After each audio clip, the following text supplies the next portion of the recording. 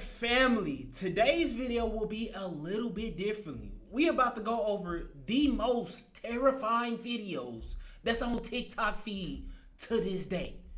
But before we get into it, gang, I'm gonna just like to tell y'all, thank y'all to the people who've been supporting me on this journey, gang. I told y'all I'm gonna get more consistent. I told y'all I'm gonna be posting more. Y'all just bear with me. Every day the video's looking a little better. Yesterday, they looked better than it was the day before. You feel me? We're going to continue to grow. But before we get into this video, why are you not subscribed yet? If you already made it this far, even though I know we a couple seconds in. Turn that bell on, and let's get into the video, gang. Let's see what they talking about on TikTok. Let me tell you why you shouldn't play with your shadow. Scary story time. So my godfather, he watches my TikToks a lot, and obviously he loved my content, and he's also Haitian. And he called me the other day, and he was like, I have so many stories for you to tell your followers of things that happened to me when I was in Haiti, and this is one of them. So he said he was really young at the time, like he was a young boy, and one night right before his bedtime, he was just playing around, and for some reason he just started playing with his shadow, just dancing with his shadow. He was dancing and dancing and dancing, and he was having a great time. And finally, when it was time for him to go to bed, he went to bed. And this is when it starts. Have y'all ever heard of the Hat Man? The man in the hat that supposedly is in every Yo, why is it that everybody have a story with this Hat Man? everybody's dream, right? When he was telling me this story, y'all, he didn't even know who the Hat Man was, and I had to tell him. I was like, yo, he was in your dream too? Anyways, he goes to sleep. I met Jen after she was ghosted by an ex. It took her years to get over it, and he just popped back into her life. And he wakes up in the middle of the night. He said he was dreaming, but it wasn't a dream. Like like the way it felt, it was not a dream. He woke up, but it was not a dream. I don't know how to explain it. I hope that makes sense. Anyways, he wakes up and there's the Hat Man. The Hat Man walks into his room and just looks at him with this creepy smile. He is terrified, y'all. So then the Hat Man walks closer to him, and guess what he tells him? Come dance with me. Come dance with me. Only thing you can dance with is this switch. Do you hear me? We ain't dancing with nothing. You feel me? We ain't dancing with no shadow. We ain't dancing with no hat creatures. We ain't dancing with the Babadook. We ain't dancing with nobody. With me. And as he's saying, come dance with me, he's backing up. He's like, come dance with me. Come dance with me. He's backing up. And as he backs up, he gets to the door, he stops. And all of a sudden, my godfather hears drums outside. Now, if you're Caribbean, you know it's not just like the regular drums, but like the tambu. And if you know tambu sounds like that was a terrible interpretation, but you get it. And it sounds like there is a party outside. And as soon as the drum starts going, the Hat Man starts dancing right there in front of him. And the dance that he was doing, my godfather said, is so creepy. At this point, he's crying. Like, he's a young boy, and at this point, he is in tears, y'all. And the Hat Man it just keeps telling him, come dance with me. Come dance with me. Come dance with me. He's dancing and it's telling him, come dance with me. He's dancing. It's like, and it's like a whole lot of people outside. You hear the people outside dancing and partying, kind of like a ritual, right? My godfather is screaming, crying. So then his mom, for some reason, she knew what was going on. I don't know how, but she knew what was going on. She came into that room, took him to her room. Now, obviously, she didn't see anything in the room. It was only my godfather that saw everything that was happening. Why is it that our parents or the elders, they already be knowing what be going on, but they don't be trying to tell us? It's like they be trying to gatekeep the sauce on what's actually going on. Oh, but the story doesn't end there. So he goes to his mom's room, and of course he feels a little bit safer, because he's with his mom, so he goes back to sleep. Then he starts dreaming again, but this time the dream was a little different. He starts dreaming that he's somewhere in his neighborhood home, right? And then he sees this group of people in all white. Everybody is dressed in all white. If y'all know about the all white Diddy, It has Diddyation that's all written over. So the Hat Man is related to Diddy, the diddler. He was telling him to come dance with him so he can get diddled. Crazy word. And then when he says this to me, he goes, "This is why till this day I think all white parties are really some kind of ritual, bro, and people don't even know." What I just tell y'all? He was telling him to come dance with him so he can get diddled. But anyway, so everybody isn't all white. And guess what? Same thing, except the Hat Man is not there. It's all different types of people. And then there's this lady, and it's the same thing. Drums, everybody's dancing, and he starts getting scared all over again because now he's having a nightmare. And there's this lady that steps out, and the lady comes and says, "Come dance with us. Come on, come dance with us. Come dance with us." And he books it. And the lady, he vividly remembers the. Once again, gang, like I said, in a situation like that, the only logical thing that you can dance with is the switch. Not the face of this lady, because obviously, like, it was terrifying for him in his dream. So he books it, he runs, whatever. He wakes up. It's the next day. It's fine. But it doesn't end there. The next day, while he's home, guess who comes in front of his house? The Hat Man? The lady that he saw from the dream. Yo, the lady comes that's in crazy. front of his house where his mother was and That's starts crazy cursing word. at his mother and start cursing at him. And I mean, she's cursing. I mean, she's going. She is going. And she's like cursing them out for no reason. And she's saying like hurtful things that would piss you off, things that would make you want to punch somebody. But his mom says nothing. And his mom looks at him and says, "Do not respond. Do not say anything." She tells my godfather to get in the house, and he does, but she stays outside. And mind you, the lady is only getting madder because she's not getting a response. She's going in. Mind you, she was causing a scene. Like, people are starting to gather around to figure out, like, what is this lady's problem? And finally, once she realizes that his mom knows what she's doing and she's not responding, What's she doing? she starts to pick up rocks and throwing it at the house.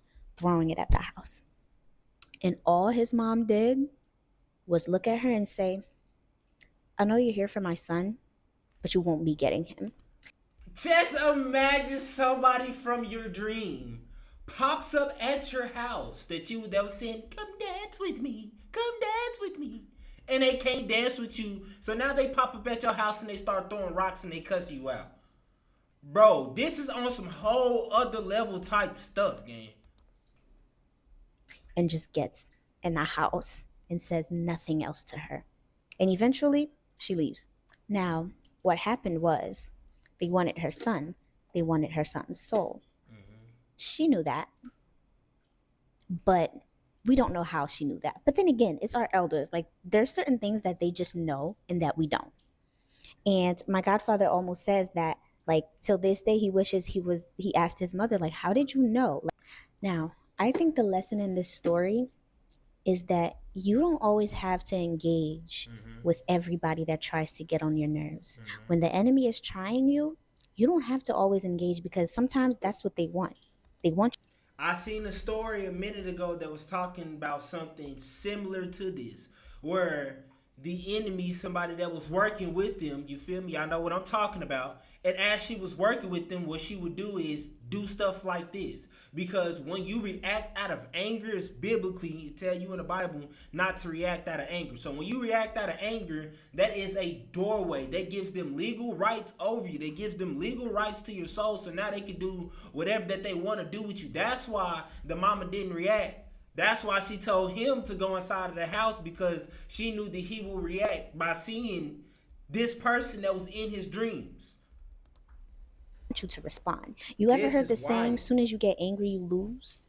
Well, sometimes you lose just for even responding. Facts. She was looking for a response. Had his mom said, "Oh, bitch, who you talking to?" She lost. That's it right there. That's all she needed. Now her son is gone. Had her son said something, that's all she needed. Now her son is gone. Not everybody that's trying you you need to respond to. You understand what I mean? You really need to learn in this world, bro. This is an evil world, especially with like witchcraft and stuff. You need to know, bro. You need to understand that This is why you gotta keep a level headed.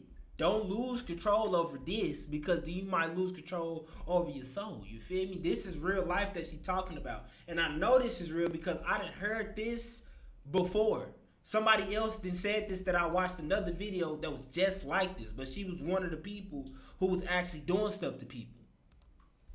you don't have to engage in everything. Sometimes you have to know to just walk away, not because you're pussy, not because of any other reason. Hey, these, bro, I'm not gonna lie to you. These ads is terrifying. But for your own well-being. Your pride can get you killed. He told me a couple of other stories too. So with great lessons just like this one. Let me know if y'all want me to tell that story, and I'll make a story time. Please do. In Haiti, when it hits a certain time, you cannot be outside. Scary story time. So I just woke up from a nap, so don't mind the whole flushed look. And y'all know I love doing these stories while unboxing something, and this is a wig from Amazon. Anyways, this story is actually my dad's story. He told me this story last night, y'all. When I tell y'all I've been fishing for stories for y'all. Anyways, so in Haiti, you know at a certain time, like 8 o'clock, you ain't supposed to be outside. Past 8 o'clock, when it's dark, that's luau time. You know to be home. Because the luaus are outside waiting for somebody to be called lacking. Anyways, he was really young at the time, right? And You get caught lacking if you got a switch. That's all I'm saying. You can't get caught lacking if you got a switch. his aunt had just got this brand new TV. And mind you, this is like back in the day. So TVs were kind of like fairly a new thing. So him and my uncle begged my grandma to let them go to my aunt's house, well, their aunt's house, my aunt's house, to watch some TV. So my grandma said, fine, you guys can go, but make sure you guys come back on time. Like, don't. So, full disclaimer for the future stories that I'm going to tell you. My dad, I don't want to say he was the bad child, but my uncle was the good child that followed by all the rules. My dad also was a good child, but he was more of like a adventurous person. For example, when my uncle would probably walk away from a fight, my dad wouldn't. You get the gist. So anyways, they go to my uncle's house. They go at 5 o'clock, and my grandma told them to come back in an hour. They go, they're watching TV. At this time, it's about like 6:30, almost 7. So my uncle realizes the time. Of course, he's the responsible one. He's like, let's go home. It's getting late. It's about to be dark outside, so let's go home.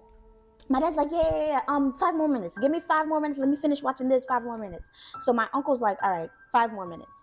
5 more minutes pass, and my uncle's like, it's been 5 more minutes. We have to go. We're gonna get in trouble. Also, full disclaimer, my grandma did not play with these boys, okay? She was a single parent raising 2 boys by herself. She did not play.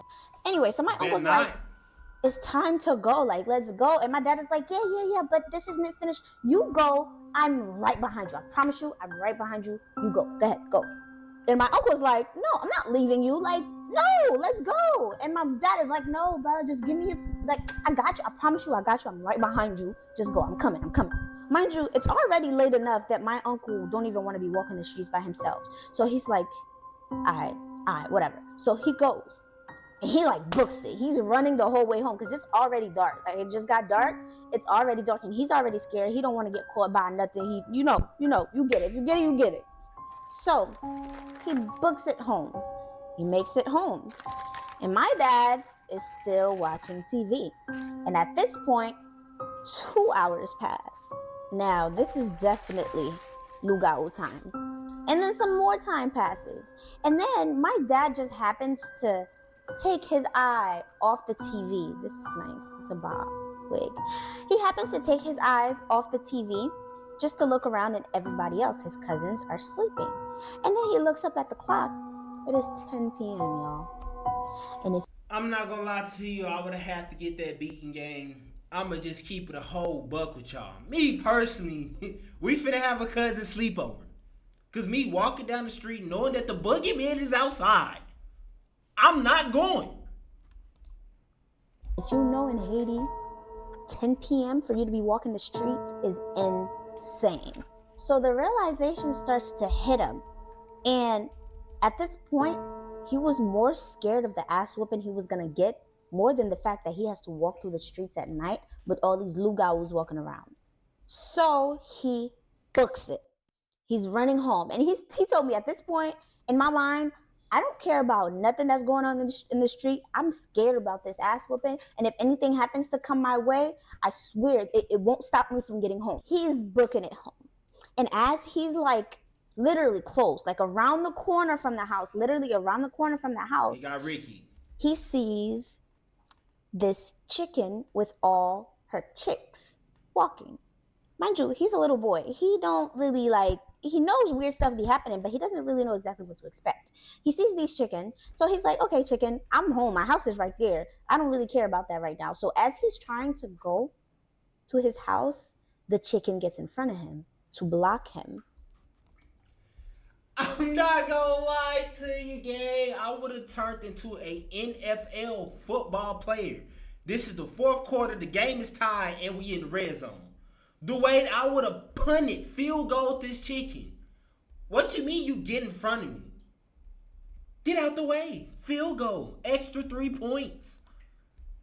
So he's like, okay, so he tries to go around and they get in front of him again to Kick. block him. Soccer. And then he tries to Football. go another way, like around them again, and they get in front of him again to block him.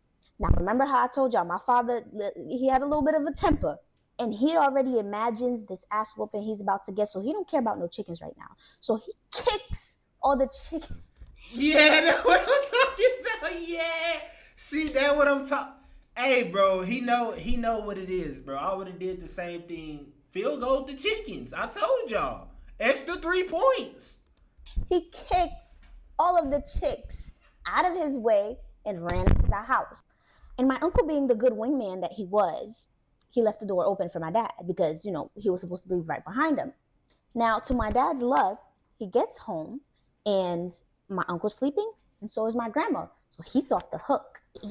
He was telling me the story. He's like, I'm so happy because I'm off the hook. But little did I know, my problems had just started. Bro, I'm not working to jump scare me or something. So he's getting ready for bed. He's super happy that he didn't get that ass whooping. He got away with it, so he goes to sleep very calmly. He's having the best sleep of his life, right? Now, remember when I said my grandma didn't play with these boys? She didn't do none of that double standard stuff. They got up early in the morning, did their chores, cooked, did their laundry as a girl would. Except she never actually had a girl. I was her first granddaughter. That's why I was so spoiled. Anyways, but at this time it was summer vacation, so she kind of went easy on them. So the next day, she let them sleep in. She doesn't really wake them up to do chores as she would. So my daddy's having the best sleep of his life until he gets woken up by my grandma. And I'm about to reenact this for you so y'all really get the picture. My grandma goes, wake up. My daddy, having the best sleep of his life, goes, what happened? Get up right now. My daddy, who has no idea what's happening, goes, come on. So my grandma goes, leve et puis flunk budo sous chaise sa, which translates to, get up and get your ass in that chair right now. So now my daddy's up because he knows when my grandma speaks like this, it's serious. So guess what he did? He got his ass in that chair. Now, before we continue, a little backstory. There was this guy, their neighbor, who lived right behind them. And there was always rumors that he was a lugao. It was never confirmed, but it was just always rumors. People always, there was words going around. So that morning when my grandma woke up, that neighbor came to her to complain about my dad. The neighbor told her that my dad is disrespectful. My dad disrespected him. And had he not been my grandma's son, he would have dealt with him. But since my grandma's a good person, he's coming to my grandma to let her know that my dad is a disrespectful little boy. Now, my grandma, knowing her son, she knows that her son is in no way, shape, or form disrespectful. If you get disrespectful with him, he may match your energy, but he has never been the type to go and disrespect elders or whatever. He minded his business until somebody tries him, then he matches energy. She knows he didn't raise no disrespectful little boy. So she asked him, what did he do? Like, what did he say something to you? And the neighbor would not tell her what my dad did, but he just kept saying that he was super disrespectful. And my grandma kept asking him, like, okay, I hear you, but like, let me know what he did so that I can deal with him. And he still refused to tell her exactly what my dad did, but he just kept saying, your little boy is disrespectful. It's probably because he treated him like he was a football and kicked him into the field goal. You know? So I'm guessing that LeBron was a shapeshifter that shapeshifted into a pack of chickens. Respectful. So my grandma's like, okay, well, since you don't want to tell me, I'm about to go find out for myself. Fast forward, now we're back to the story. My dad is in the chair, and my grandma asks him, what time did you get home last night? And he goes, oh, I came home right on time. Me and my brother, we came home really early. We got home, and then, we came home on time. And my grandma goes, so I'm a joke to you, huh? And my dad immediately goes, okay. I didn't think about that black mama though, bro. When that bell comes, I'm not gonna lie to you. It's been many of times that I tried to lie until the bell came out, and the truth just spilled out with it. Okay. I came home late. I'm sorry. I was watching TV. I got distracted and I came home really late. But I ran all the way home and I got home and I went to sleep. I'm sorry. And my grandma asked him, what did you do? And my dad is like, I didn't do anything. I know I came home late, but I swear I ran all the way home and that's it. So my grandma goes, kunyawa ba mati? Whoosh, which translates to, so now you lying. I'm about to turn your ass red. So now my dad is terrified because he's telling the truth. He's like, I swear I didn't do anything. I came straight home. And he keeps pleading the fifth. And my grandma being my grandma, she knows who her son is. And she knows when her son is telling the truth. So she kind of figures he's telling the truth, but clearly something happened for the guy to say that to her. So now she starts asking him questions. On your way home, did you speak to anybody? No. On your way home, did you see anything weird? No. Now, keep in mind, the whole chicken thing, my dad is like, it's nothing to him. He sees chickens all the time. That, like, he didn't even think nothing of it. He doesn't even remember that happened. So my grandma's asking all these questions. He keeps getting a no. So now she's getting mad. She's like, you're lying to me, and I'm about to whoop you so bad. And my dad is still pleading the fifth. So my grandma finally asked him, did you see any animals or anything like that? My dad goes, no. I didn't see. Oh wait, no, I saw some chickens, but that's it. It was like right in front of the house, and I came right home. And my grandma goes, "You saw chickens at 10:30 p.m.?" He's like, "Yeah, but it's chickens. We have chickens all over the place. We see chickens all the time." And my grandma goes, "Stupid ass. Chickens do not come out at night. They never come out at night. Chickens at nighttime, they are in their nest. You see a chicken at night, that is not a chicken."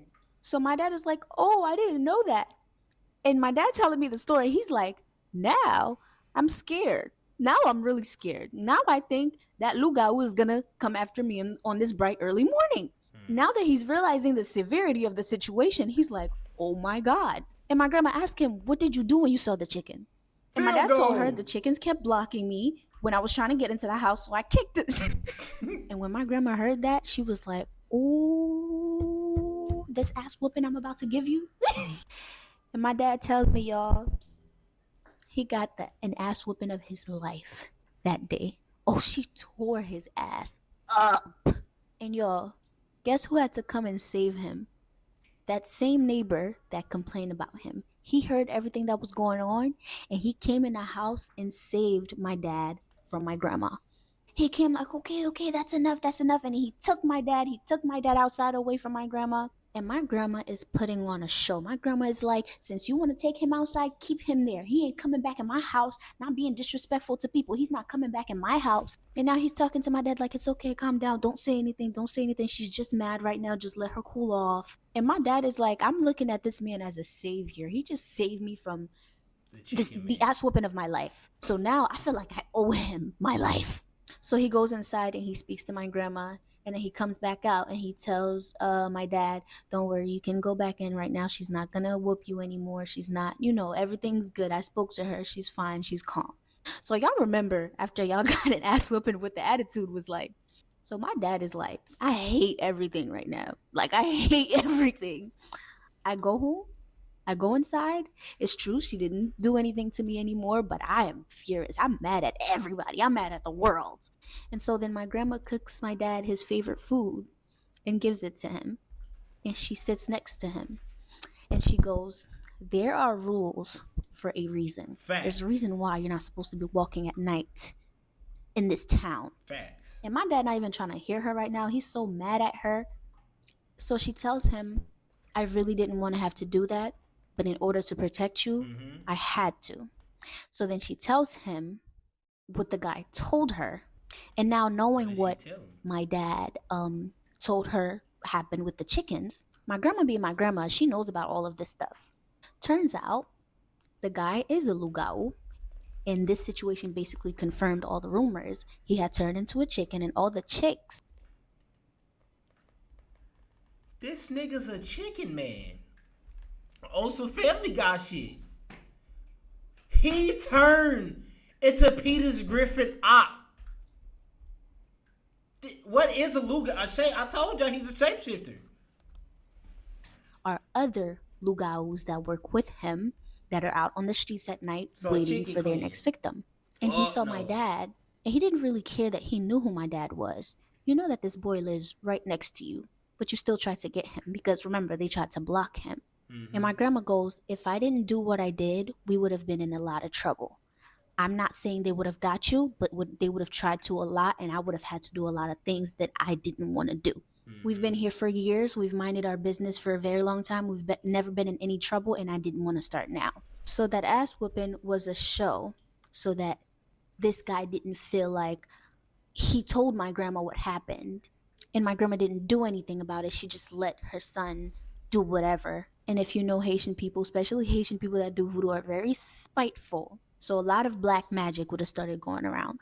But now that she did what she did, and he had to be the one to save her, it's all good. He himself, he felt bad after he heard my dad get that ass whooping.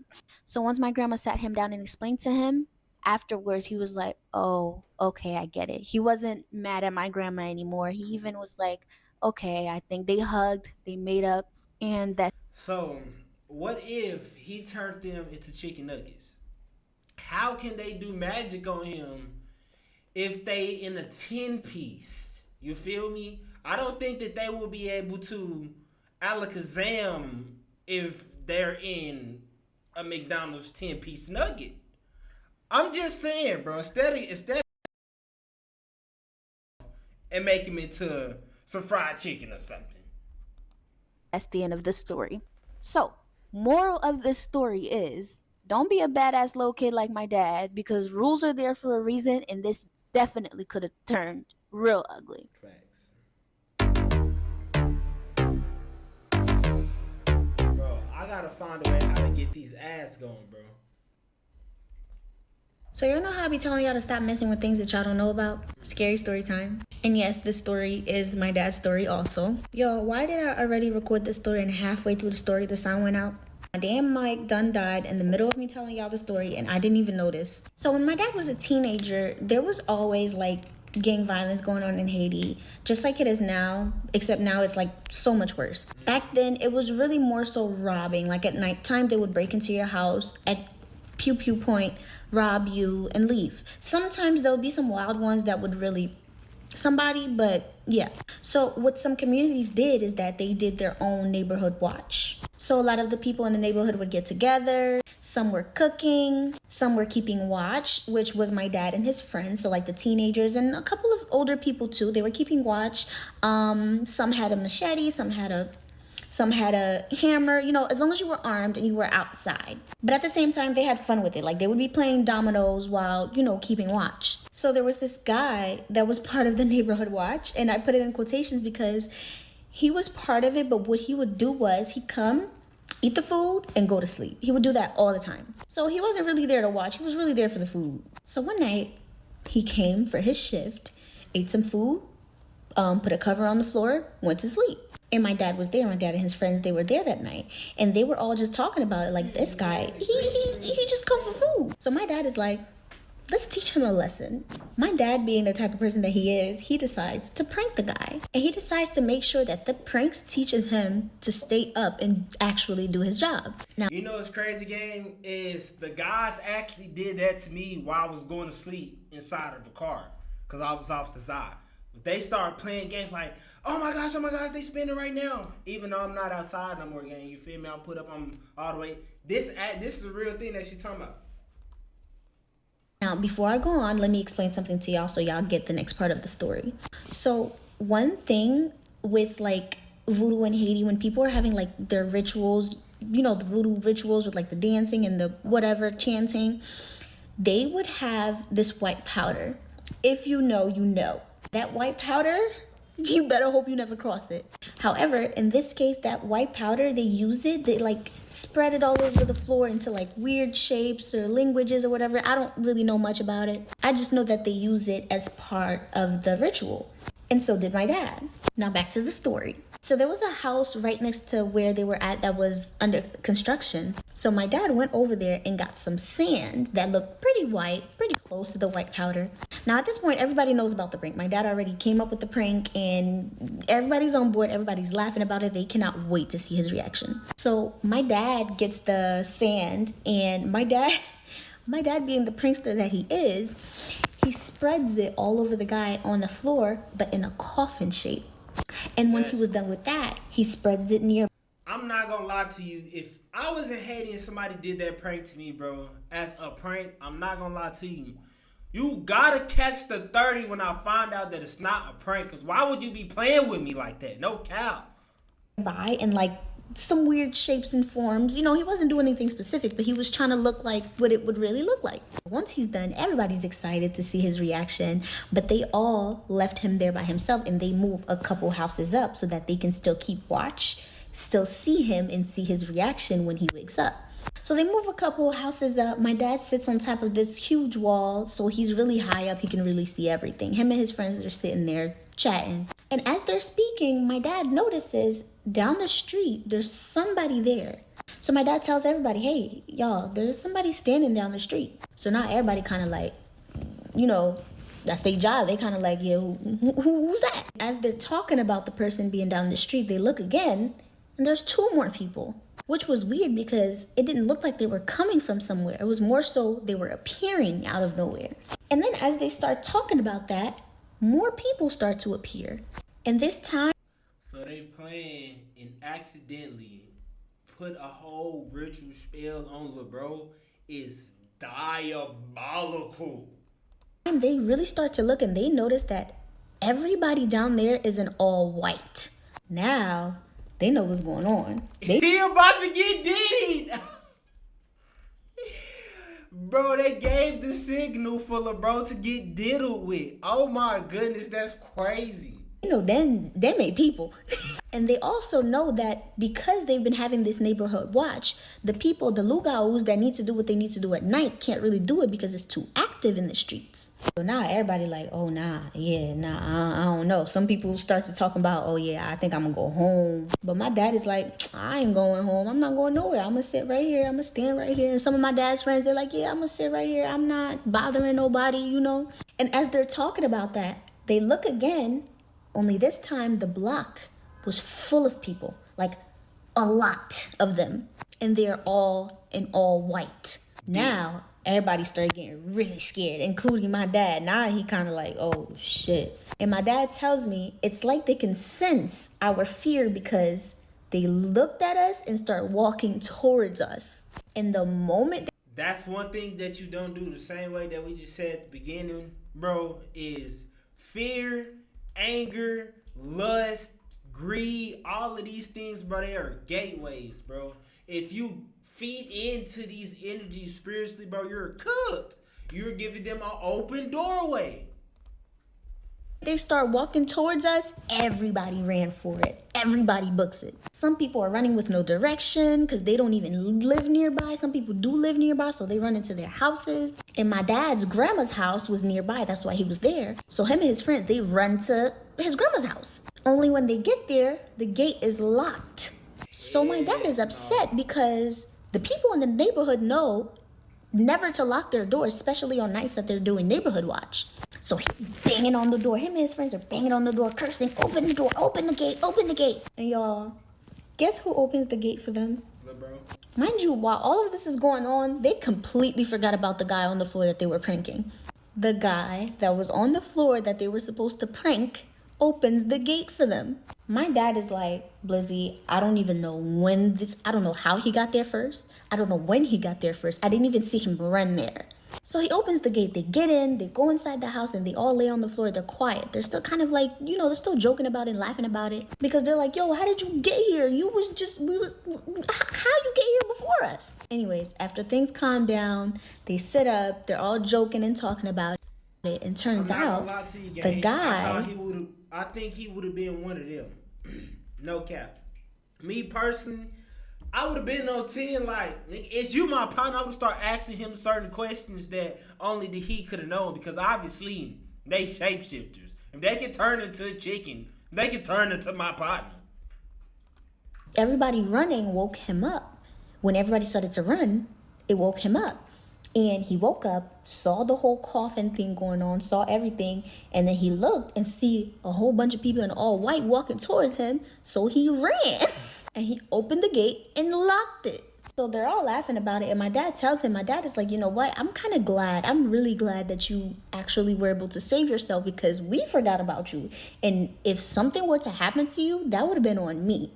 People would have started saying that I pretended like it was a prank, but I was really setting you up and sending somebody out to get you. Fact. So whatever, they joke about it, they laugh about it, that's done. However, my dad is like, oh my God, I think I summoned those things. Fact. By him trying to do a prank and messing with something that, doing something that he thought was harmless, he summoned these things. And now he's scared, because he's scared that not only did he summon these things, but he summoned them for no reason.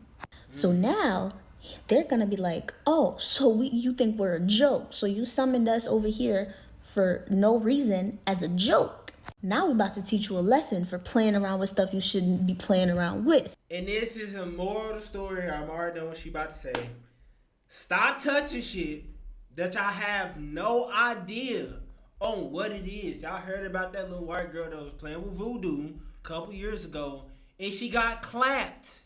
Yeah, stop touching stuff. Spiritual realm, whether they be tarot cards, oracle readings, Ouija boards. Stop touching stuff that you don't know exactly what it is, because you might mess around and be something that's coming back for revenge. Because that's how it usually goes. So my dad said after that day, he was very, very, very careful in that town. It wasn't his house, it was his grandma's house. So he visited a little less, but whenever he did, he was very careful, because you never know. So, moral of the story is, like I always tell y'all, stop doing things that you see that you think is harmless, especially when it has to do with witchcraft. Stop listening to these witches on this app that know nothing about nothing. They read a book, they did some Google research, and think they know about everything. 9 times out of 10, they never even stepped out of the US. But they put out these spells on TikTok and how to do this and these love spells, and you're doing them not knowing. You're messing with something. You're attaching yourself to something you shouldn't be. And not only that, gang, a lot of people don't understand is that this stuff has been around since the beginning of time itself. You feel me? Certain beings and entities that have been around since the beginning of time. Stop touching it. Leave it alone. You're not the great wicked witch of the West. You stop trying to put love spells on people. Stop doing all of that. You feel me? Matter of fact, y'all need to go talk to God. That's what y'all need in y'all life. Be messing with. Because y'all, I promise y'all, these people, if I was to take them to Haiti, Africa, Jamaica, to the real things, they would shit themselves. And I promise you they would want nothing to do with witchcraft ever again.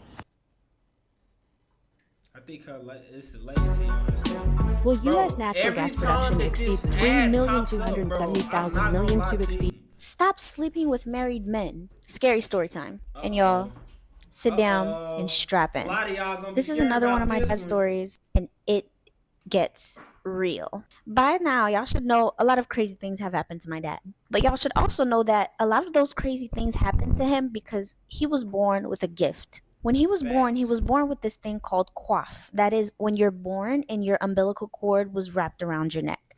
And it is believed that anybody that's born like that is born with a gift. So when my grandma gave birth to him, she knew and she told him that his entire life. But he always took it with a grain of salt. Like he heard her say it all the time, but it was just like, eh. It wasn't until this happened to him that he actually believed. Even though he had situations where he would see things that other people couldn't see, he would hear things where other people couldn't see. It took this story to convince him. Anyways, he had this girlfriend at the time, right? And he would go to her house all the time on a schedule. He would go from 6 p.m. and leave around like maybe 9:30, 10. But mind y'all, by that time, he's grown. Like he's in his 20s. And he was always over there just to, hang out with his girl. And one day he goes to his girl's house as usual. They're hanging out. The house his girlfriend lived at was a two-story family home. She lived upstairs and the upstairs part had a balcony. And they would sit there and hang out. Now, right next to that house, there is an abandoned house. It was so abandoned that the grass grew so tall, like it was really tall, almost as tall as him. So you can imagine how tall the grass was. So anyways, one night they're sitting there hanging out. And my dad says as he's sitting there, he starts to feel uncomfortable. He's not sure why he's feeling uncomfortable, but he just, something feels wrong. Something just is not right. Always trust your intuition, gang. When it comes to stuff like this, I don't care. If my gut tell me to run, I'ma run. My gut tell me to jump, I'ma jump, do a cartwheel, backflip, all of that. Always trust your gut. You can never go wrong when you trust in your gut, no cap. He starts to like fidget in his chair because his intuition is telling him something is wrong. And his girl asks him like, are you okay? He's like, no, like something's wrong. Now, mind you, the next door house that I told you about, it was mostly land. There was a house there, but it was mostly land. And it was a really huge land. So the grass was a lot. Imagine cornfield. And so as he's sitting there, he starts to hear the grass moving, like something is moving through the grass. And he tells his girl, do you hear that? And his girl's like, hear what? Do you hear the grass? Like there's something, I hear something moving through it. And his girlfriend's like, no, I don't hear anything. And as he's like asking his girl, does she hear it? It's getting louder and louder. So he gets up from his chair to overlook the land to see what's going on, like what's making all that noise. And as he's standing there on the balcony and he's overlooking the land, he sees something moving through the grass, like the grass is moving as if something is running through it. And he tells his girl, look, I knew there was something wrong. Look, do you see that? And she gets up and she looks. She's like, I don't see anything. And he's like, what do you mean you don't see anything? There's something in the thing and it's moving. Like the grass is moving all over the place. There's something running through it. And at this point, his girl starts getting scared because she does not see anything. And my dad starts to get a little frustrated because now he thinks that she's playing a joke on him. Because you can clearly see the grass, like there's something running through the grass. And she keeps saying she don't see it. How can you not see that? And at this point, he's asking her and he's getting frustrated and he can see the fear in her eyes because she honestly does not see anything. And he's like, you know what? I don't got to deal with this tonight. I'm going home. And his girl's like, no, you don't have to go. Don't leave. Let's just go inside. Forget all of this. Let's just go inside and we'll just... You're tripping. If I'm starting to see stuff shaking, moving, cracking, and baking, and you trying to tell me to go inside in Haiti where it's busting like that, you crazy, shorty. Relax and forget about it. Of course that didn't happen, but he agreed. They go inside, they sit, and they start to talk about it. Right. And at this point, he's getting kind of mad because he's like, why are you taking me as a joke? Like, just tell me you saw the thing. And she's telling him, like, I swear to you, I did not see or hear anything. And as they're talking about it, there is this loud scream downstairs. And the person that screams is going off. Not like normal cursing going off. Of course, they're cursing, but it's like screaming at the top of their lungs, like running through the place. You can hear the person run outside and is screaming. And at this point, you can hear other people start to gather around. And my dad's girlfriend is terrified because of what just happened. And now this is going on. And my dad looks at her like, shush, don't say anything, that is none of our business. Until one of the girls that lives downstairs runs up the stairs, comes to their door and starts knocking. She's knocking and knocking. She's like, please, we need help. We need help. Hey, If you watch any type of scary movie game, I'm not gonna lie to you. Whatever that is outside, it ain't got nothing to do with me, baby girl. Nothing to do with you screaming and scream. Only thing that I can do to you, the best thing I can do for you is give you a Bible. Can somebody please help us? And my dad's looking at his girlfriend like, do not respond, don't say anything. And his girlfriend does not know what to do with herself. She's so scared. And so the girl says her name. She says, this is so-and-so from downstairs. And it's a good friend of theirs, like the neighbor. Now, my dad told my girlfriend not to answer because it could have been anything. Like, don't answer the door to, nothing you don't know about. But when the girl identified herself and they recognize her voice and they know that it's her, my dad's like, okay, I'll go to the door. So he slightly opened the door and the girl's like, please, Prince, I need your help. I need your help. Prince is my dad's artist name. He was really popular in like the late 90s, early 2000s when it came to rap in Haiti. Anyway, she's like, Prince, please, we need your help. We need a man downstairs. It's all us. It's all girls. We need someone downstairs to help us. Now, before I go on with the story, let me give you a little backstory. The girl downstairs that's screaming, she is in her 20s. However, her boyfriend, who is married and that she knew about, is in his 60s. She was really only with him because he was giving her money. So she with an old fart is crazy. You 20-some years old, you got your whole life together. You got your whole life that's ahead of you. And you decide just for a little money, for a little bread, that you're going to go talk to a senior citizen. You probably changing his diaper at nighttime. She knew that he had a wife and the wife lived out here in the U.S. Wife and kids and everything. She was very well aware, but she didn't care. She ends up getting pregnant and has the guy's baby, the old guy. Now, when she got pregnant, the old guy moved her into this apartment that she's in right now, which is downstairs from my dad's girlfriend's house. The baby is born and everything. Baby was a newborn. However, his wife found out that he has a girlfriend in Haiti and she just had a baby for him. And she wasn't very happy about it. So if you're Haitian, you know how this goes. She sent money to Haiti to have them send a zombie to the girl to unalive the girl. And nigga, she sent a zombie. Oh my goodness. She sent the Walking Dead to go hit a lick. People talk about dropping bags on people's head with people from the streets. No, she dropped the bag on his head, his and her head, with a zombie. A zombie dropping the window with extendos, making you in limbo. The baby. So now that's the situation that we're in. What my dad heard in the grass, the land, was the zombie coming through. And now the zombie got her. She is in her. It's not even her anymore. It's the zombie. And now she's trying to unalive her baby. That's what all the screaming is about. It's all girls down there and everyone is trying to hold her back from harming her baby. Now back to the story. So the girl's like, Prince, please help us. We're all girls down there and it's too much for us to handle. We cannot handle it. So my dad let his good heart and ego get the best of him. And he's like, well, I am the only guy here right now. And if they need my help, like, what would I look like if I didn't really help them? Although he didn't really know what he was walking himself into. He thought that maybe they just needed a man to, stop a fight or something. So he goes downstairs and he realizes what's going on because she is acting crazy. Like, she is continuously trying to attack her baby and they're trying to keep her away from the baby. And this is all happening outside, by the way. They're not inside the house anymore. Imagine exorcism type possessed. That's how she was. Boy. So my dad says he gets downstairs and it's just a whole bunch of girls just going based off of emotions. Of course, they're scared, but they don't know what to do. And they just they're confused. So he says, all right. So he takes the girl and he is holding her back because the other girls weren't strong enough to hold her back for real. And as he's holding her back, he tells them, where is the baby father? They tell him, well, he works overnight. And he goes, I don't care if he works overnight. Somebody call him and get him here now. Facts, so that's what they did. They called him and he got there as fast as he could. Now he's freaking out. This is an old man. He's kind of caught up on what's going on. Clearly that's not her. And clearly if you Haitian, you already know that's a zombie. That ain't her. You don't need no explanation for that. So he picks up his phone and he calls a mumble that he knows. Now a mumble is a voodoo priestess. So he calls the mumble. He's like begging her. He's like, the mother of my child, somebody sent her a zombie and she's trying to attack my baby. I need your help. And she lived kind of far, so he's like, I'll come pick you up if you need to. I know it's really late, but I really need to come get you. And she says, don't worry, I'm actually in the area, so I'll be there in about 10 to 15.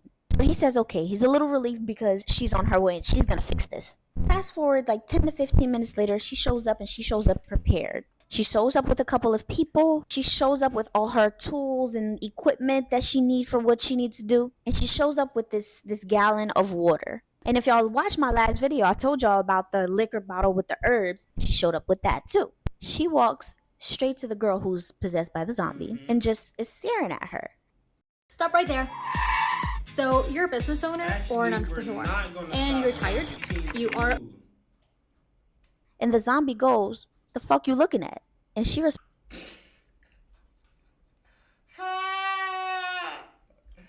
By the way, gang, if y'all don't know that these is real life demons, bro. People actually doing work with these certain entities. You feel what I'm saying? That's another reason why it's important for y'all to make sure that y'all talking to y'all own person. Go find y'all own wife or husband, because you mess with somebody else you don't know, they might send a zombie at you. You feel me? responds to the zombie and says, "Oh, so you got some balls too, huh?" And she asked the zombie, "Who sent you?" Now, if you Haitian, you already know that is the number one question whenever there's a situation like that where a zombie possesses somebody. You always have to ask, where did you come from? Like, who sent you? And the zombie, 9 times out of 10, they ain't gonna tell you who really sent them. They're just like, I don't know. So that's what the zombie said. He said, "I don't know. I just know I'm here to kill her and that baby." And as he's saying "in that baby," he lunges for the house once again to try to get to the baby, and they hold her back. So the lady steps back a little bit, and she stands there for a couple of seconds and looks around. And this is where it starts getting crazy, because as she's standing there, she says, "There's someone here that I can't do my work without. You know who you are, so please step forward and come and help me do what I need to do." And so everybody's like looking at each other like, well, who is it? And nobody's stepping up. And my dad is like, "Ooh, this tea is getting hot. I wonder who this is, huh?" And she says again, "Please, we don't have much time. Can you please just come out and help me?" So what does January 6th mean? No way! I am not gonna lie to you. It was getting good, bro. What? Not you cut it off right there, bro. That's absolutely diabolical work, gang. That's unacceptable. I'm not gonna lie to you. The creator of this video, that's absolutely unacceptable for you to be cutting it off right there. The Haitian culture. Scary story time. This story is my godfather's story this time, but before I tell you... Before we get into the next story, gang, if y'all already stayed, why are y'all not subscribed to the team already? Why haven't y'all joined the tribe? That's the real question. I need y'all to comment down below, why haven't y'all joined the tribe already? Let me give you a little background. So January 6th is called the Day of the Kings. It is a huge celebration day in the voodoo culture. They have a feast, they celebrate, they dance, you get the gist. But remember when I told y'all in Haiti at a certain time you should not be walking outside? Well, that rule goes especially for that day, because everybody's outside. All types of things are going on because they are celebrating. Now to the story. So this was back in his younger days, and around that time he said he used to live in La Plaine. If you were Haitian, you know. And kind of like my dad, that's why they were best friends, and he's my godfather. He was also, the type to be coming home late because he want to go see his girl, want to go party, And he be coming home at like 1, 2 in the morning, walking at night. Yeah, I know. So one day, which happens to be January 6th, but he didn't really pay attention to that. Like, he knew it was January 6th, but he didn't really think oh, it's January 6th. So of course, it's like 1, 2 in the morning. He's coming from his girl's house. He's walking home. And there's like no one on the street. The streets are empty. And as he's walking, he starts to notice a whole bunch of dogs coming out the woodwork. And they're like coming towards him. And there was like 3 of them. And he starts to notice that those aren't normal dogs. Soon as they get near him, they stop and start growling, and then they start barking very loudly. Where's the switch? Where's the chopper? Where's the machete? Where's something? You can't be outside lacking. And you got shapeshifters trying to get you. As if to kind of like threaten him and scare him.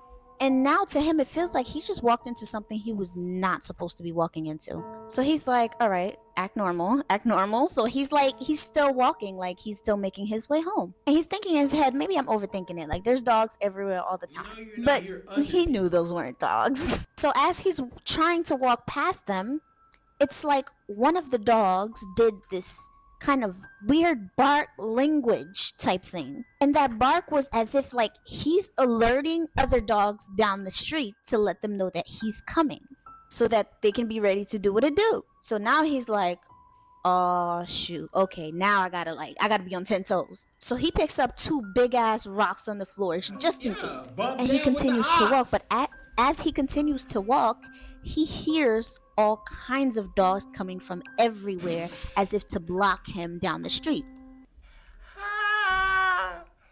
Hey, yo, I'm just imagining if I was there right now, I'm not gonna lie to you.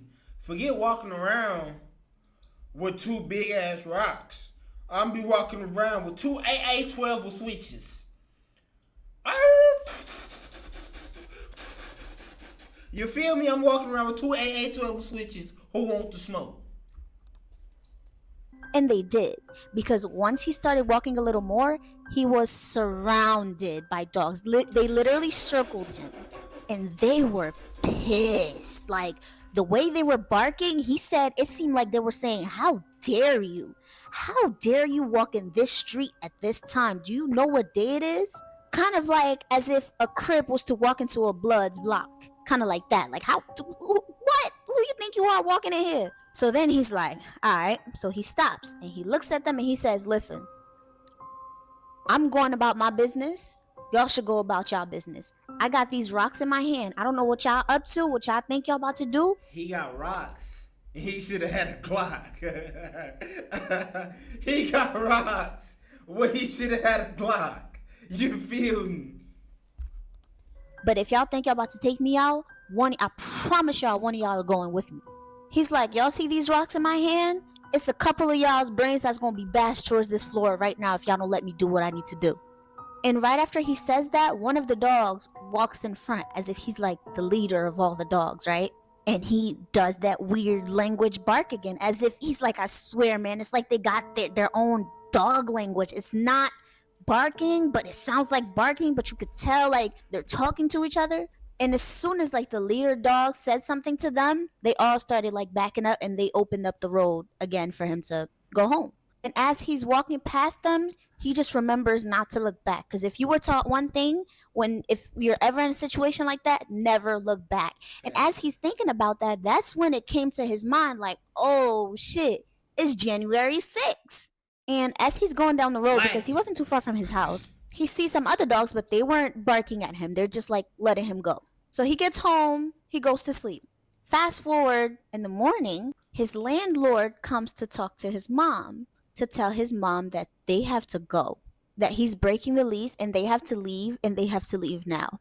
Mind y'all, they have been living there for years. But he's like, nah. So was the landlord one of the dogs? Was the landlord one of the dogs, chat? Y'all comment down below and y'all tell me, was the landlord one of the dogs? Y'all gotta go. And he was very serious about it. He didn't say why. He's just telling them that they have to go. And after that happens, he's going somewhere, minding his business. And as he's walking down his block, almost every neighbor on that block are standing by their houses just looking at him like in such disgust. Like he's just so disrespectful. They're looking at him like they know who he is. Y'all know how the elderly neighbors just be looking at you sometimes like you this bad kid? Kind of like that. Mm-hmm. So they did indeed ended up leaving because like the landlord was not hearing it. So yeah, moral of the story is if it's January 6th and you're in Haiti, watch yourself. Walk around with a Glock with a switch or AA-12. If it's January 6th, y'all know what time it is. AA-12 or Glock. Not 2 rocks. When people say in their country that they turn people into animals, it's not a myth. Scary story time. I know it's been a little while since I posted a scary story time, but y'all know most of my stories are from my dad, and He's been sick. He was in the hospital for a little bit, but he's back home now and he feels a little better. And he gave me this story for y'all. So this story is also from when he was like really young. I want to say like in his teenage years, right? So he used to go to his grandma's house all the time on his father's side. And if you saw the story with the prank that he did on the guy, that's the house where he was at, his grandma's house. And there was two neighbors that was like his best friends. One's name was Jean-Jean and the other's name was Jean-Raymond, Jean Raymond. But for the sake of the story, we're gonna call him JR. So basically how it was set up was there was JR's house, Jean-Jean's house, and my dad's grandma's house. But they would all usually hang out at JR's house. But they had a really bad habit of hanging out like late night on the porch. Just like talking and joking and stuff like that. Even though they know they're not supposed to be out there that late, but you know, hard-headed teenage boys. Anyway, so one night they were sitting on the porch as usual, just hanging out. And as they're hanging out, somebody just appeared. And the way that my dad explained it to me was there's no way that that person could have walked up and they did not notice because they are on the porch. They're looking at the street. This person literally just appeared. It's as if they blinked and the person was there. And this person was this older lady in a white nightgown. They couldn't see the person. Straight from Diddy Party. She came from the Diddy Party on all type of Diddyation activities. Person's face. The person's face was like shadowy and like a black figure. They couldn't make out the person's face, but they could make out that she was wearing an all white nightgown and that her hair was all over the place as if she was electrified. And the only reason why they knew it was an older lady was by her voice because she spoke to them. So she appears and they're like frozen. They're looking at her and they're frozen. And she goes, "Hey boys, what are you guys doing out here this late?" And they're like, "Gotta go." There is no response. Not "Hey boy." Remember how Shaggy and Scooby-Doo, when they see something, that's exactly how I'm gonna be, you feel me? Frozen, terrified. They're all, and the way my dad said it was as if it was a choir. They all kept responding all together at the same time. So she goes, "Hey boys, what are you guys doing out here this late?" And they go, "Oh, we're just hanging out." And she responds with, "You boys know you're not supposed to be out here this late, especially not at this time." So they are terrified. They're talking to somebody who they cannot see the face, and they know that that's not a real person. So they go, "Oh, we were just going inside. We're just gonna go inside right now." And she responds with, "You boys better be careful. You should know better."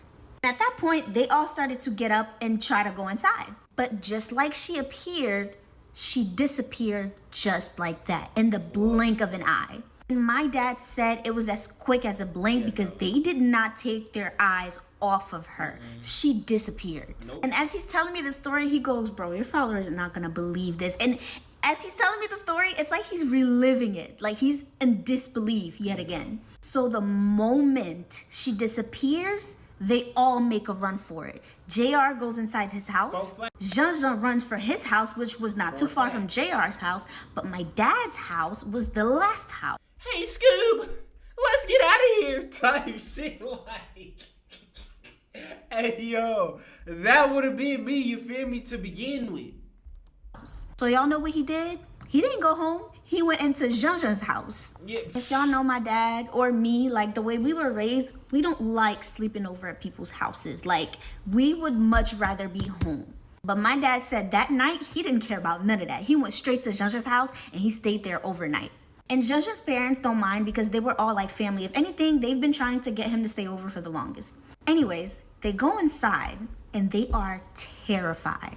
My dad said Jean-Jean had bunk beds and Jean-Jean always liked to sleep at the top. But this night, they all got on the same bottom bunk bed together and covered themselves in the covers right after. They were both too scared of sleeping by themselves. So my dad stayed the night and they were so terrified that next day, 10 a.m. they weren't outside. And if you know teenage boys back in the day in Haiti, 7, 8 a.m. they're outside. Especially these boys, they're always outside.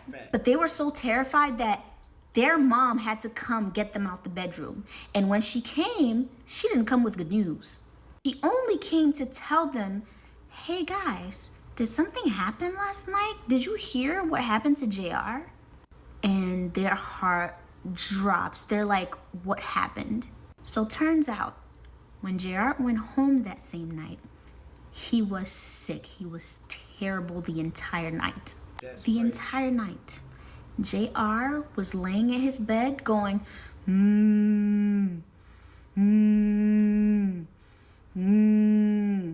entire night in his bed, tossing and turning as if he's in excruciating pain. And the worst part about it is, he started to grow horns. JR was about...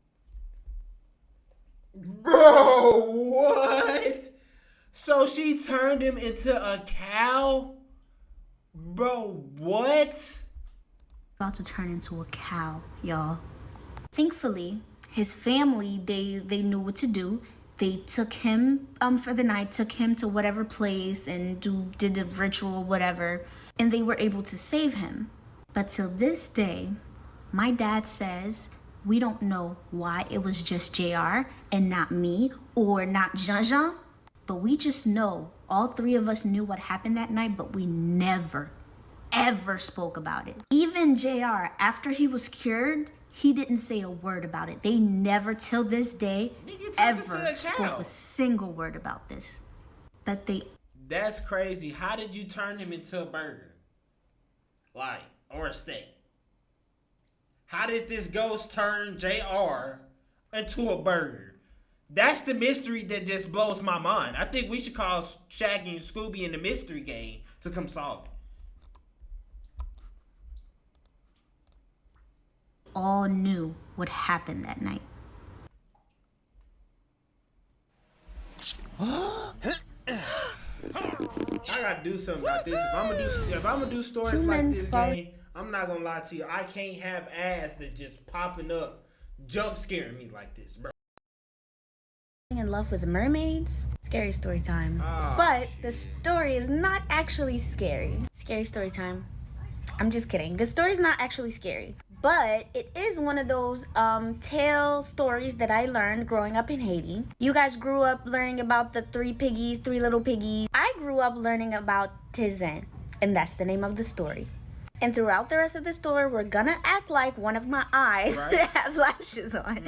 So once upon a time, in a small village in Haiti, there was a family, just a regular family. Mom and dad, a daughter and a son. Now, in that village, in order for you to have water, you had to go and fetch it. And it's usually the girl's job to get up in the morning and go fetch some water in the nearby spring.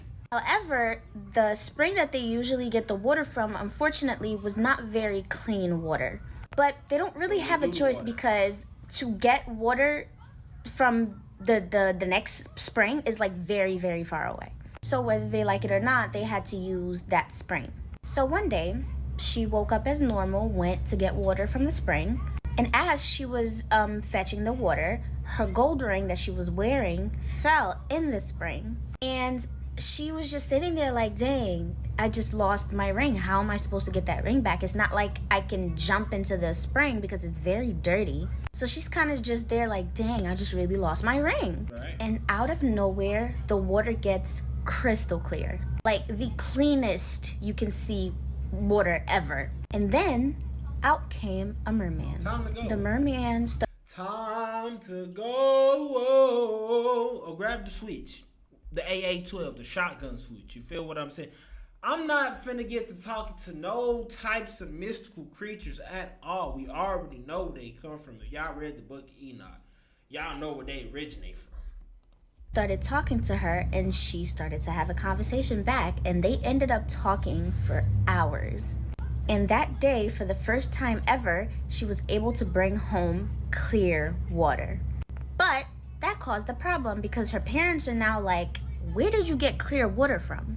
And this started to become like an everyday thing for a very long time. She just kept coming home with clear water. And whenever she would go to the spring, her and the merman would just talk for hours and hours about everything that they can talk about. Her parents would always question her, where are you getting clear water from? But she never told them. She never said anything. So this started to bother her mother.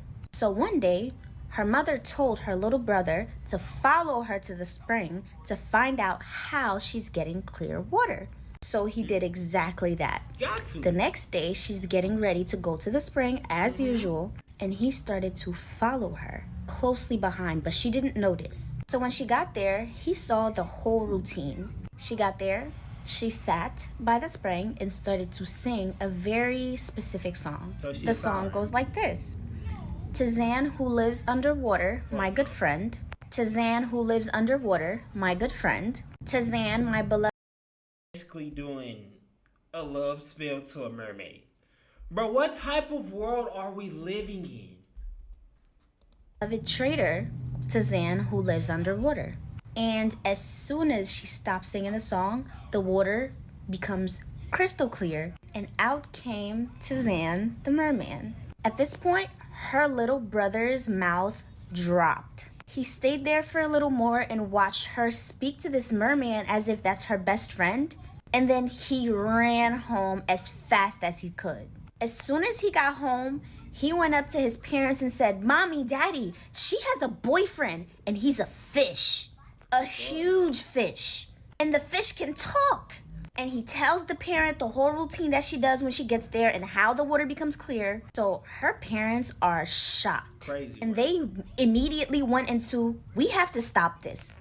We have to protect our daughter. Exactly. So she finishes up as usual. She comes home and everything seems usual. The parents didn't tell her anything. They did not tell her that they knew. So the next day, as usual, she got ready, she went to the spring, she sat there, she sang the song, and out came Tizan.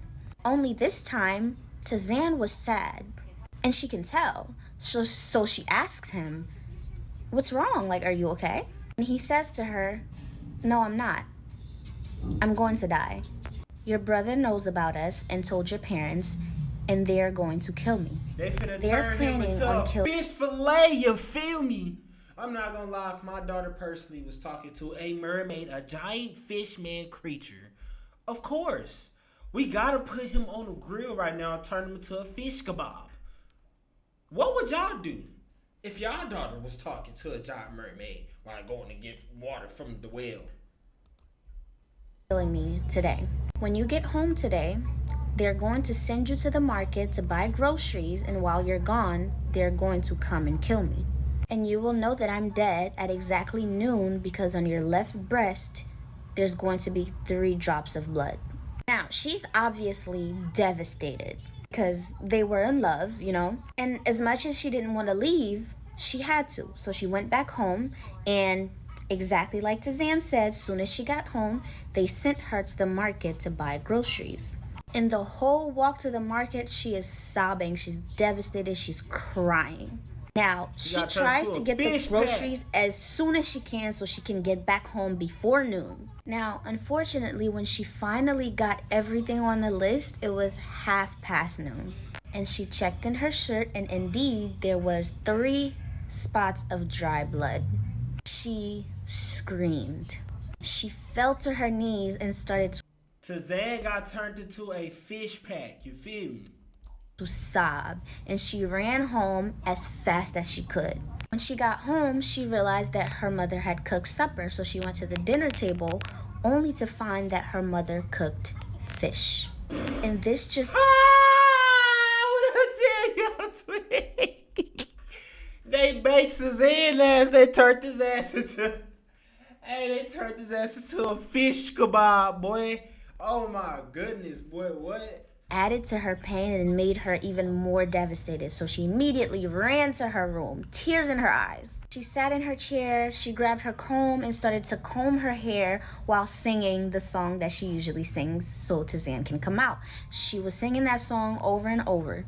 And the more she was singing, it was as if the earth was being opened up and started to swallow her. But it was so slow that she didn't even notice that she was going down. She went all the way down until there was only a strand of her hair left on the ground. So her little brother, feeling a bit guilty, came to her room to check on her, only to find a strand of his sister's hair into the ground.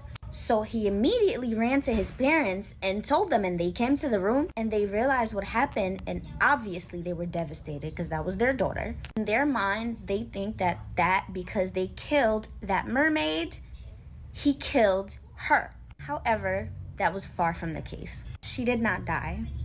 Tizan descended her into the ground because that was the only way that they can be together. Little did the parents know, they could not kill Tizan because he was a merman, a magical merman. What they also didn't know was that Tizan was actually, once upon a time, a very handsome young boy that used to also live in the village, but he got cursed by a voodoo priest and got turned into a merman. But what the voodoo priest didn't know was that he still had feelings and that he can fall in love. And the daughter now lives with Tizan underwater, happily ever after. So she a mermaid fish now. I hope. So now she's a mermaid fish. She got turned into a mermaid because she fell in love. That's hope y'all enjoy this little tale. There's so many stories like that I learned growing up in Haiti. I just have to remember them and find them. This one was a book. If you guys want more stories like this, please let me know. I will find them, reread them so I can tell you guys. Let's see what else she about to say. I'm not gonna lie to you. I'm not gonna lie to you. I'm trying to see what else she about to say. She done told us about 20 different diabolical ass stories, bro. I'm not gonna lie to you. Y'all, if you hear somebody knocking on your door or you hear somebody's voice but no one is home, never open the door. Scary story time. And this story this time is actually not my dad's story, it's my friend's story. She's also Haitian and she wanted to share her story with you guys. So when her family was supposed to come to this country, coming from Haiti, they kept it a secret. And this is actually a common thing because even with me too, when I was coming, it was an absolute secret. Nobody knew but me, my dad, and my grandma, and my uncle. And my uncle was a pastor. Well, is a pastor. But the reason for that is people are jealous. Facts. And people will do anything to stop you from where you need to be. When they see you prospering and it's not them, I've seen it happen so many times. Hey, she not capping. People are real life envious out here. They don't want to see you win for nothing. If it's not benefiting them, even if they are. I don't know, but put it like this, gang. It's a reason why envy and jealousy is one of the 7 deadly sins. Just put it like that. It's definitely a reason why it's a spiritual thing that happens to people. Like I said, you can't let these 7 deadly sins have any type of control over you, because if you do, it becomes a gateway. You now become the portal from the spiritual realm to the physical realm when you are using these certain emotions like they tell you. Times in Haiti. Anyway, so that was the case for her and her family. At the time, it was her and her brother.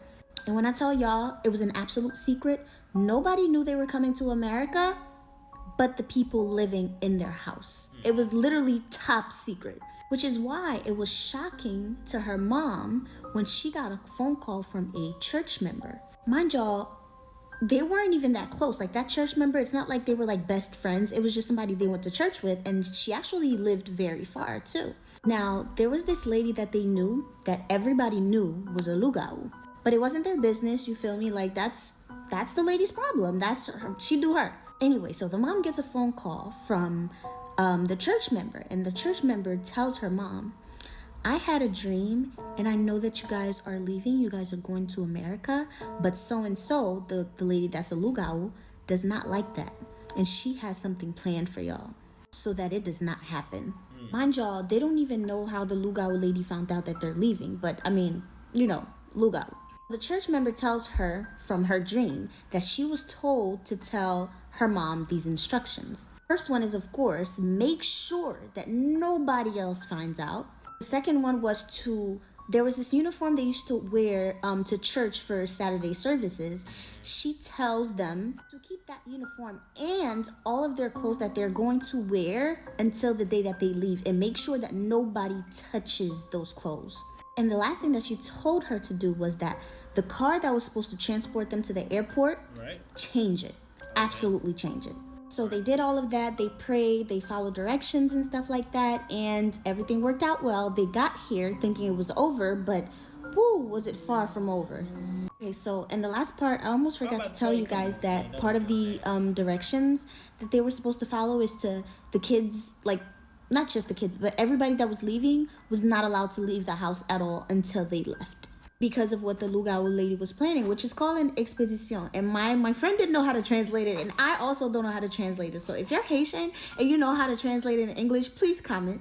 Now, before we completely fast forward until when they got here, let's backtrack just a little bit. Right. So a month before they came, my friend's mom had a dream, and it was basically like the house that they were gonna live in. It was somebody showing her around the house and showing her the neighborhood.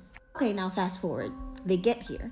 And when they get here, exactly what her mom saw in that dream a month before is exactly how the house looked with everything that she was being shown. So she started. You know what's crazy is there's not even no capping. Almost every house that I've ever lived in and been in, bro, it feel like deja vu, like I've already been there before I've even got here. Or any house that I've ever been in, which is diabolically crazy work. Starts like telling the kids, so the upstairs is gonna be here, there's a store around the corner, there's this and there's that. And my friend is like, how do you know all that? This is our first time here. So anyway, they settle in or whatever, but little did they know that the lady, the church member lady, has been trying to get in contact with them. Now remember when I told y'all they weren't even close like that, so the lady didn't really have their number when they got here. So this lady is trying really bad to get in contact with them because something else came up. So it takes her a good couple of weeks until she finds a number and finally reaches my mom's friend again. So she calls her and she tells her she has had another dream. And this time this dream is telling her that the person found out that they got here and they're really not happy about it now. At Creo Legal, we're dealing with contracts daily. With Adobe Acrobat AI Assistant, we can get... Now, she's like, oh, y'all think this is over? If y'all know a way on how to remove the ads, let me know in the comments, gang. I'm not gonna lie to you. I can't do scary stories and just have jump scares just keep popping up out of nowhere. It's far from over. We're gonna get you from over there. She was upset that her original plan didn't go through and they actually got here. So my friend's mom gets the message. She gets off the phone. She talks to my friend and her brother and tells them to be very careful because they were about to start school. Right. She starts praying. They even started praying in the house, in her house in Haiti too. So it was just like a prayer session. They were constantly praying just in case. Right. So fast forward to like another week after they got that phone call. At this point, my friend and her brother, they're in school and their mom is home. And this had to be around like noon or whatever, right?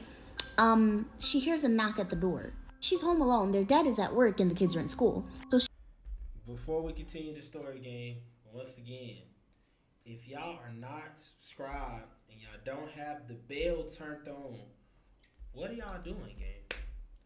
Y'all comment down below. I'm honestly interested in what are y'all doing. Y'all already got this far in the video. Why is that bell not turned on? She's like, who could be at the door at this time? She just got here. She ain't got no friends.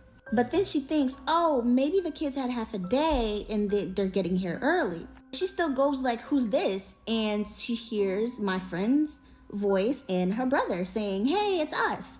But she asked that all the way from her bedroom because she was about to take a nap and she heard the knock on the door. So she goes to the door, opens the door, and no one is there. Right. So her being tired, she's like, oh, well, maybe they went to the store. They'll be right back. So she closes the door and doesn't lock it, just in case the kids were coming back. But little did she know, the kids were still in school. So my friend and her brother, the kids, they get home from school and they go to greet their mom, only to be greeted with, where y'all been at? It's been hours. So they're like, what? If y'all know Haitian moms, y'all know. She's like, it's been hours. It's been over 2 hours. You guys came home, went to the store, and never came back. Where have you guys been? So they're like, Mommy, we were in school. And she goes, no, y'all came, knocked on the door, told me to open the door, and just disappeared and was gone for hours. And they're like, Mommy, no, school ends at 2:45. What are you talking about? And they're just going back and forth. And at this point, she's starting to think that they didn't even go to school at all and they were just lying about it. And the kids are so confused because they're like, what is going on, Mommy? We were in school. And so in the midst of the back and forth, she gets a phone call from Haiti. So she's like, you know what? Y'all stay right here. Let me take this phone call and I'm gonna deal with y'all after. So she goes and she takes the phone call and it's Haiti. And they tell her that they were having a prayer session, and for some reason, the prayer session shifted to her family. And they just started, for some reason, everybody just started praying for her family nonstop. And then it hits her.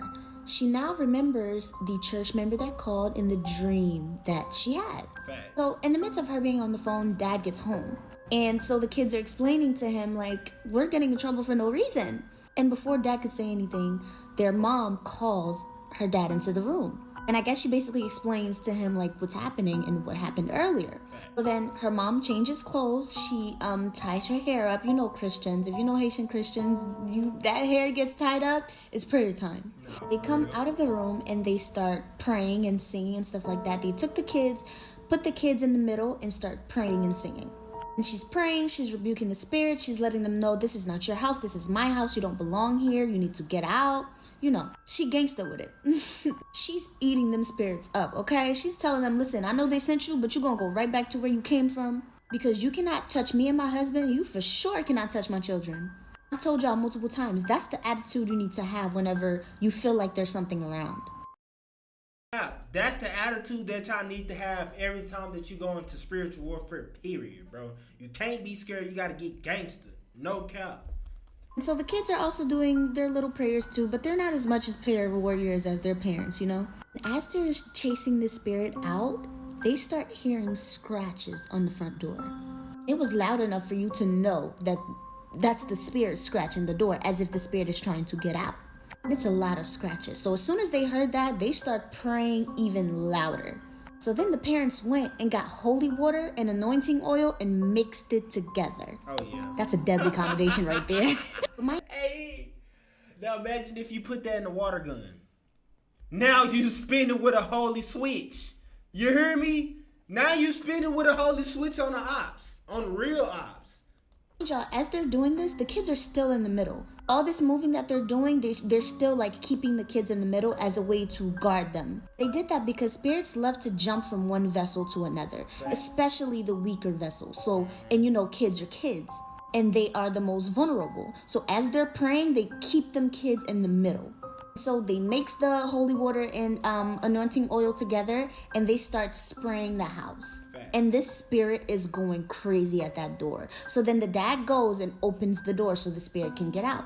The moment they open the door, the scratches stop. So now the spirits got out. But that doesn't mean stop praying. So their dad stayed in the apartment with the kids to, you know, still keep them safe. And the mom went around the whole house, floor to floor, room to room, corner to corner, spraying the entire house. And she even went outside to spray the outside of the house to make sure that that spirit...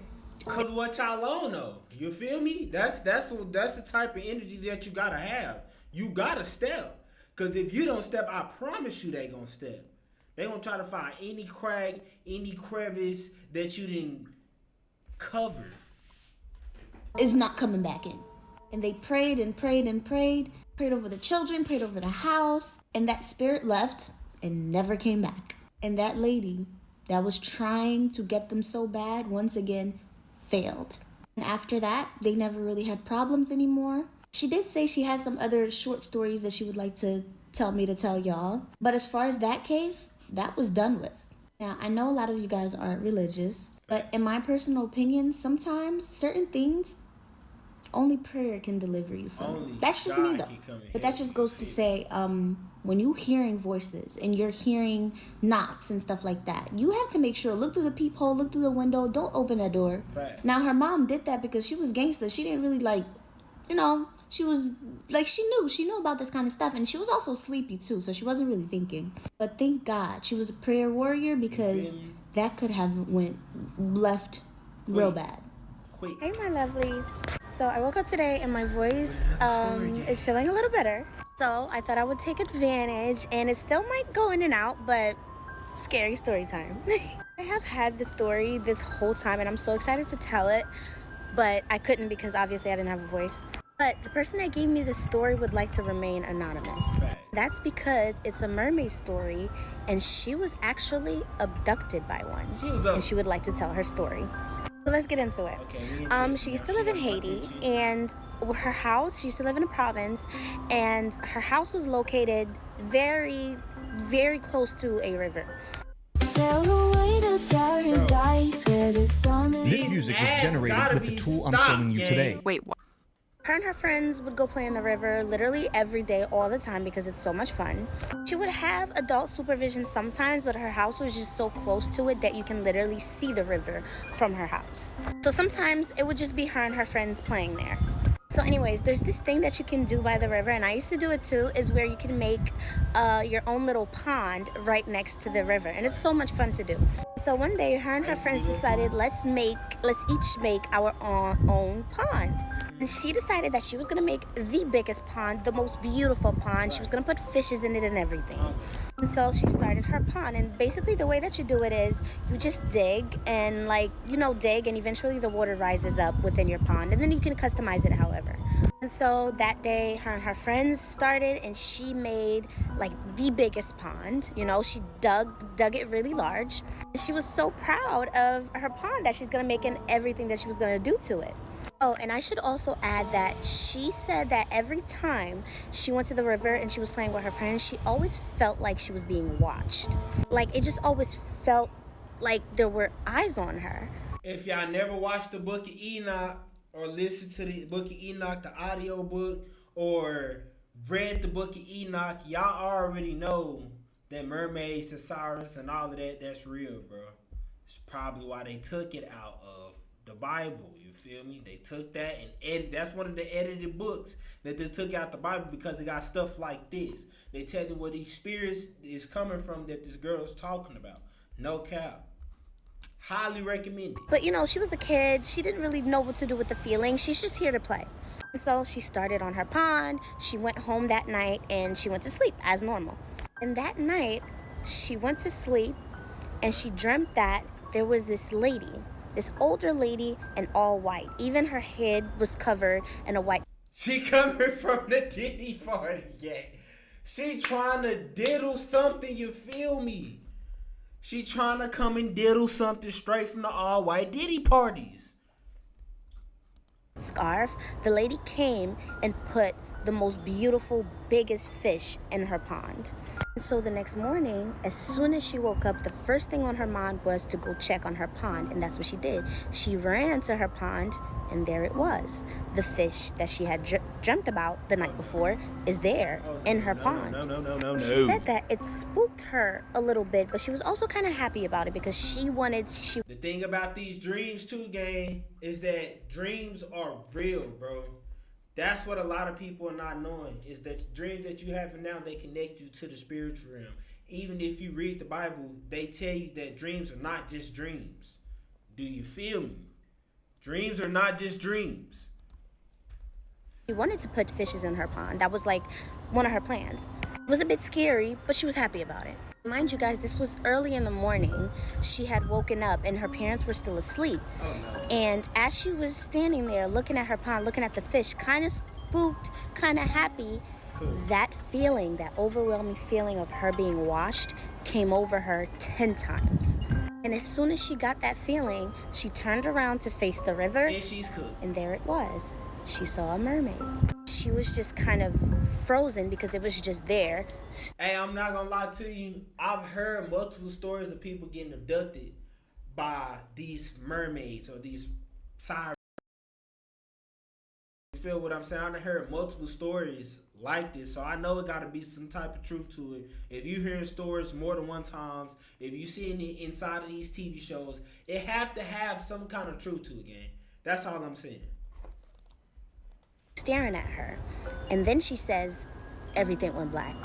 So she turns around and she sees the mermaid, and then everything goes black. When she woke up underwater, y'all. Now, if you've been following me, you know that our parents growing up in Haiti, they tell us things to warn us and to just like let us know what to do in case this were to happen. And one of those things is, if you were to ever get abducted, act. dumb. Do the opposite of what they tell you to do. So if they tell you to get salt, you get sugar. If they tell you to get rice, you get peas. And the logic behind that is so that they think you're dumb and you'll be a very dumb servant, and they send you back and you're free. So she wakes up and she's underwater and she can breathe. And y'all, she says down there is about the most beautiful thing that. And you know what they tell you, gang? That is the marine kingdom that people are talking about. If you read the Bible, go read any of these stories. I'm not gonna lie to you. It's crazy that I'm actually hearing this, because I've heard this multiple times, gang. This is not the first time that I've heard something this diabolically crazy. That you can see. Their houses are mansions. It's just like, it's breathtakingly beautiful. And the mermaids, just as beautiful. Bro, if y'all want to see me react to a story of the lady that actually got abducted and she was working with the Kingdom of Darkness, alright? She tell the same story that this girl is telling. That's how I know, once again, bro, if multiple people saying the same story over and over, it gotta be some kind of truth behind it. Some kind of truth gotta come out of that, gang. Now, when she was telling me this, she purposely left some stuff out because she says she doesn't feel safe saying them, because till this day, she's still scarred, like traumatized from the whole situation. So certain details she couldn't give me. She just gave me kind of like an overview. And I understand. I wasn't going to push it because I know how it goes. So, yes, she was a servant. They made her do stuff. They made her do chores. They had a special place for her to stay, but she was still being watched. There were lots and lots of rituals going on almost every day, she said. So one day they take her and they bring her to one of those, the ritual celebrations that they were having. And that celebration was over the river on land, but so far from where she used to live at. So like maybe the other side of the river from where her house was. And when they bring her, guess who was there? The lady in all white that she saw in her dream. Miss Diddy. She got boogeyman by the diddler herself, the woman Diddy. Crazy. Now, before I go on with the story, a little backstory. The girl who got abducted, her mom, before she was born, met her dad. Her dad has lots of family that lives out here in the U.S. So they meet, they fall in love, they marry each other. They have their daughter, which is the girl. And eventually, his family files for him so that he can come to the U.S. And he does. And after like a couple of years, he files for his daughter, which is her, to come to the U.S. Now, her mom always had this cousin that she has beef with. That cousin was just always so jealous of her. And when she got married to her husband, and her husband, was diaspora, his family was diaspora, and he ended up, traveling to the U.S., that jealousy got so much worse because they lived in a nice house, she has a daughter, and she's not married, she doesn't have any kids. And if you've guessed it already, that's the lady in all white. Crazy. Her cousin. So when her cousin heard that her husband filed for them to come to the U.S., it was going to be the daughter first and then the wife. She was not having it. So and if you've been following me from story times before, I tell you guys, in Haiti, that's a thing. If you're traveling outside of Haiti, going to another country, you keep that a secret because people will hate you for it and they will stop it from happening. Crazy. And so that's what she did. She sold her cousin's daughter to a mermaid. Hey guys, how do you make a deal with a mermaid, gang? That is diabolical work. That's why I tell y'all all the time, gang, be quiet. Keep it on a hush, bro. If y'all honestly have something that's going good for y'all, y'all happy about it, don't go on abroad telling other people the plans that you got going on, because everybody is not going to be happy for you. A lot of people going to be hating, and if somebody hating, they got these spiritual powers that might send somebody come to get you. You feel me? It might send somebody to come get you on some Princess and the Frog type shit. Matter of fact, me speaking of it, Princess and the Frog was actually showing us what's going down in the South. If y'all know what I'm talking about.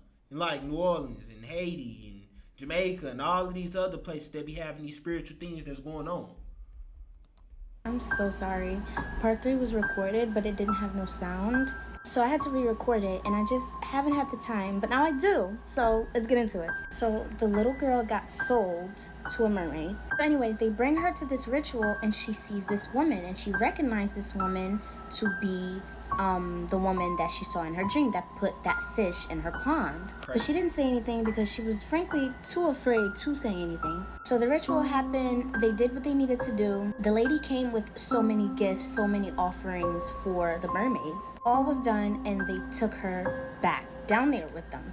Now at this point, she's missing for about 2 weeks, and her parents, her mom, they're going crazy looking for her. And they had a feeling that it had something to do with voodoo, but they didn't know exactly. It wasn't until her dad, who is in the United States, her dad's mom, which is her grandma, had a dream one night. Hey, I just smoked a mosquito, twin. Y'all see him? Yeah, dead up. Dead up. Now, I just want to go back and say the reason why she doesn't know that that lady is related to her is because her and her mom had been beefing for so long, she never got the chance to meet that lady. I mean, she met the lady, but she was very young. So her grandma has this dream that the little girl and her mom are on their way to the airport. And when they get to the airport, they meet with the security guard, and the security guard happened to be the cousin. Right. And the cousin was standing in front of the airport saying, y'all can't come in here. Y'all are not allowed to come in here. Y'all can't come in here. And so she's trying to explain to her, like, we have our plane ticket, like, we're supposed to leave today. Right. And the cousin just kept saying, no, y'all can't come in here. And the more, like, she's saying it, the angrier she got and the uglier she was getting. Mm-hmm. And so when they tried to walk past her anyway, she attacks them. She takes the little girl and... What you talking about? What you mean I can't come past you? You feel me? I mean, coming in and attacking me first, bro. I'm not gonna lie to you. I might just turn to Mike Tyson. Or if I'm not lacking that day, you might just get hit with the switch. I'm sorry. Runs away with her. And then she woke up. And when her grandma woke up and had that dream, she said, oh my God, she did it. And she immediately called her son and said, I know who's behind this and we need to do something. Right. So grandma being grandma takes her son and they fly to Haiti to their house. They take the mom and they go to a voodoo priest to find out where their daughter is. So they do a lot, they bring offerings, they did everything that the voodoo priest told them to do. And the voodoo priest indeed told them that your daughter was sold by your cousin to the mermaids. So they're like, what can we do? Like, how can we get our child back? And the voodoo priest, explains to them exactly what to do, the whole ritual, whatever. And so they do what they needed to do. And now from the daughter's perspective, she tells me that she was just there one day and it went all black again, and she was again back to where she was kidnapped by the house. She woke up, she recognized where she was, and it was in the middle of the night. So she walked to her door, knocked on the door. Her mom answered and immediately started bawling, crying. Of course, she's happy she has her baby back. But she didn't really have her baby back because she couldn't speak. She told me no matter how hard she tried, she just could not speak. Words couldn't come out of her mouth. She told me it took 2 months until she was able to speak again. Now she's back home and, thank God, but grandma wasn't done. When grandma found out what that lady did to her grandchild, she said, I'm gonna take care of it. And so she did what she had to do. Bump down with the Drakes, you feel me? We finna spin a block, Hey, I'm not gonna lie to you, game. Somebody kidnapped my great grandson, bro. I ain't going to no priest, none of that. We going to get straight Drakes. AA12 switches.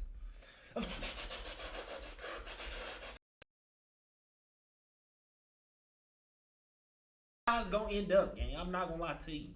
Lady is now, till this day, roaming the streets, if she's alive, roaming the streets, crazy. Mentally, she's gone. She's not there. The little girl, she's grown now. She's okay now, but till this day, she says she goes to therapy to try But therapy doesn't really help because she's going to an American therapist and they don't know how those things work. Nah, but for real. she's trying to, till this day, she's still traumatized and she's trying to heal from it. Because like I said to you guys before, there's some details that she wasn't even comfortable telling me because she was so scared. The lesson of the story is, if you are Caribbean or you're Haitian, whatever it is, this should already be known, but do not ever go to the river unsupervised. Don't let your children go to the river unsupervised, and always supervise your children. And this not just for the Caribbeans, this for anybody anywhere, bro, because it's not just in the Caribbeans, this is everywhere. People don't understand that this whole story time, a lot of the stuff that she was saying, I already knew that it had happened. This really just a confirmation video for me. But gang, I think this is where we're going to end the story off. This is the last story that we did. I'm not going to lie to y'all. This was actually kind of scary.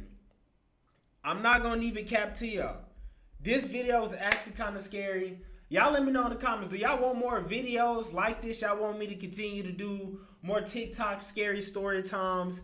Let me know, because I'm going to give y'all what y'all want. If y'all want more content like this, let me know. And also, down in the description, I got the Wiz Tribe. We finna start the Discord where y'all can come talk to me. Y'all can send me the videos y'all want me to react to. XYZ game. But until we make another video, which will be tomorrow, because like I said, bro, we going to be consistent. We learning something new every single day. Till next time, gang, wisdom out.